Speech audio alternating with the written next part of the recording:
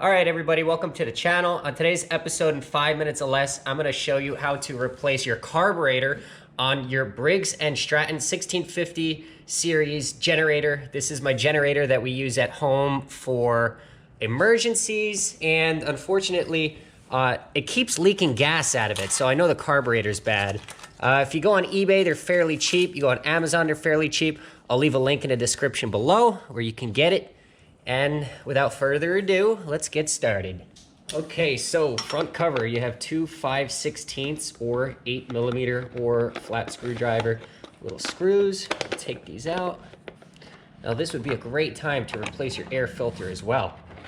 Okay, now we have right here and right here, two 10mm nuts. Now, as you pull this plate off, there's a little hose in the back that we're gonna have to slip off as well. Then we have this plate, and our little choke lever pulls right up and off of the carburetor itself. Now up here at the top of the carburetor, there's two little things that we need to undo. One is like this super thin, fine wire spring. And then this right here has a little clip. So you push that towards you, and then you pull that up and out. Now that's disconnected, and we have two little stud style bolts that we have to remove. I do apologize if you can hear my conure inside making a whole lot of noise right now. These screws themselves is a 4mm. Now over here on this side of the engine, we have this little clamp that we have to move up and take our hose off of our carburetor. This is our feed line. Now make sure you have your fuel up here shut off because we don't want it to drain out of the tank and get all over your floor. With that completed, our carburetor is free and we can remove it just like that. Now we can take some paper towels. I'm gonna use brake clean, but if you're at home and all you have is some all-purpose cleaner, that'll work. We'll clean this surface up real nice for our new gasket. Now, depending on what series generator you have, there's this little plastic box that comes off the back of the carburetor. We have to take that off and then again, clean the surface so we can transfer it to the new one. Okay, so simultaneously, we need to take the carburetor with that black block I was talking about and hold it up. I have a stud in to kind of hold the gaskets together. We can get that one started, and then I'm gonna get this one started. I'll tighten that one down, tighten this one down, push the fuel line over the barb, and then we can move our clamp down. Now around back here, I'm gonna hook up my return spring, and then this once again, now it pops down into that hole like that, and then you just lock it in place. Get our plate over the studs, push our breather hose back in.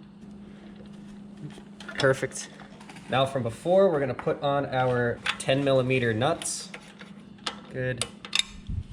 All right, so with the two 10mm nuts installed, we can push our corresponding little lever up into place.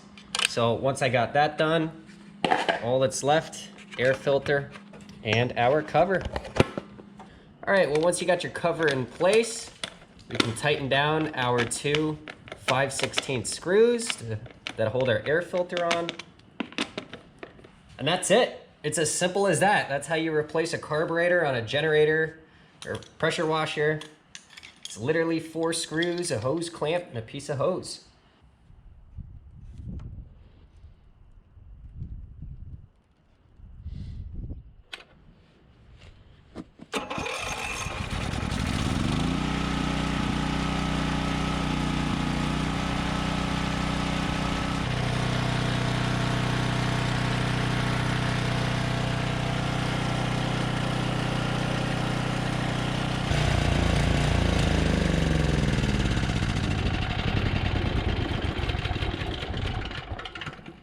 Side note, whenever I turn off my machines, I never use the switch. I always turn the gas off. That'll burn the rest of the gas that's in the carb, and after sitting for 6-8 months, it won't gum up. Top tip. All right, guys, that's it for today's video. Hope you enjoyed. Stay tuned for the next one.